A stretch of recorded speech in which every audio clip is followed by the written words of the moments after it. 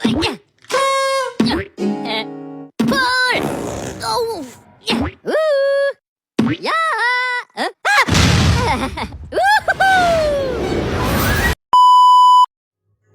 Assalamualaikum warahmatullahi wabarakatuh.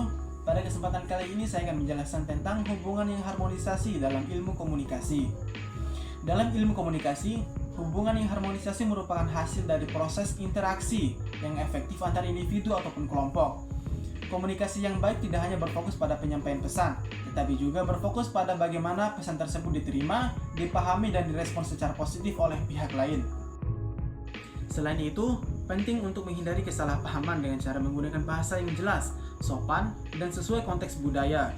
Dalam lingkungan kerja, keluarga maupun pertemanan, komunikasi yang harmonis menciptakan suasana saling mendukung dan memperkuat ikatan sosial.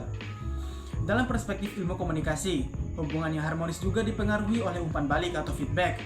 Ketika setiap pihak bersedia menerima kritik secara konstruktif dan memberikan tanggapan dengan sikap terbuka, maka komunikasi menjadi lebih dinamis dan produktif.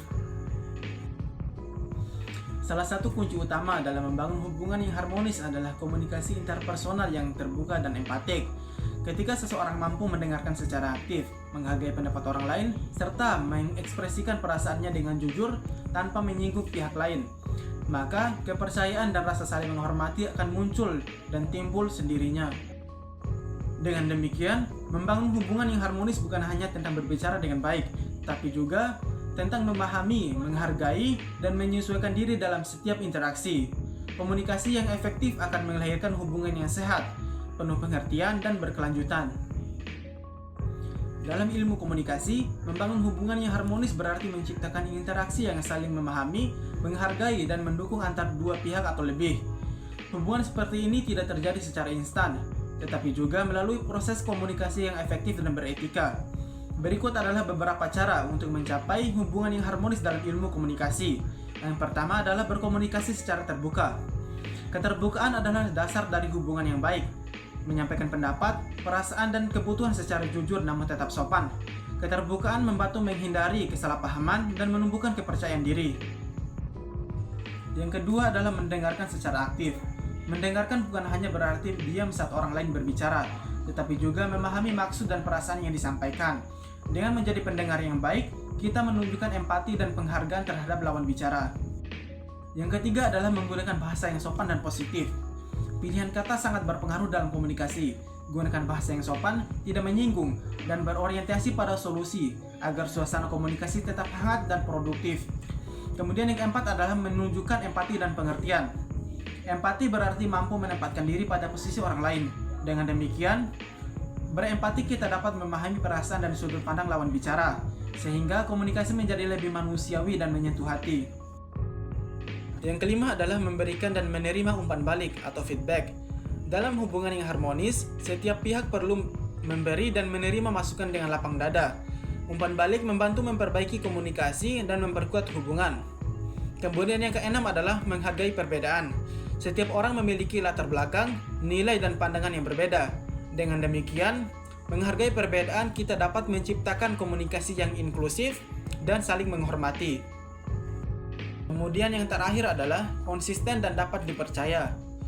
Hubungan yang harmonis dibangun atas dasar kepercayaan. Oleh karena itu, penting untuk konsisten dalam ucapan dan tindakan agar lawan bicara kita merasa aman dan nyaman dalam berinteraksi.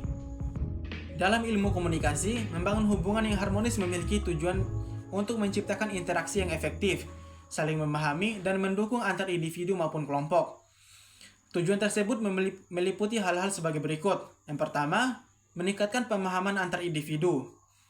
Dengan komunikasi yang harmonis, setiap pihak dapat memahami maksud, perasaan, dan kebutuhan satu sama lain. Hal ini mengurangi kesalahpahaman dan konflik antar hubungan. Kemudian yang kedua adalah membangun kepercayaan dan kerjasama. Hubungan yang harmonis membantu menumbuhkan rasa saling percaya.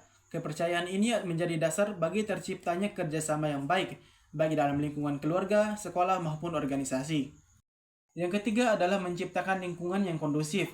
Komunikasi yang harmonis menumbuhkan suasana yang nyaman dan damai. Dalam lingkungan seperti ini, setiap orang merasa dihargai dan lebih mudah untuk berpartisipasi secara positif. Yang keempat adalah meningkatkan efektivitas komunikasi. Hubungan yang baik membuat pesan lebih mudah diterima dan dipahami. Dengan demikian, proses komunikasi menjadi lebih lancar, cepat, dan tepat sasaran. Yang kelima adalah mencegah dan menyelesaikan konflik. Komunikasi yang harmonis memungkinkan setiap pihak menyampaikan perbedaan pendapat dengan cara yang bijak. Hal ini membantu mencegah terjadinya konflik atau menyelesaikannya secara damai. Kemudian yang keenam adalah memperkuat hubungan sosial dan emosional. Tujuan lainnya adalah membangun ikatan sosial dan emosional yang kuat antar individu, sehingga tercipta rasa kebersamaan, saling menghormati, dan tanggung jawab sosial. Sekian penjelasan dari saya, lebih dan kurangnya saya mohon maaf. Wassalamualaikum warahmatullahi wabarakatuh.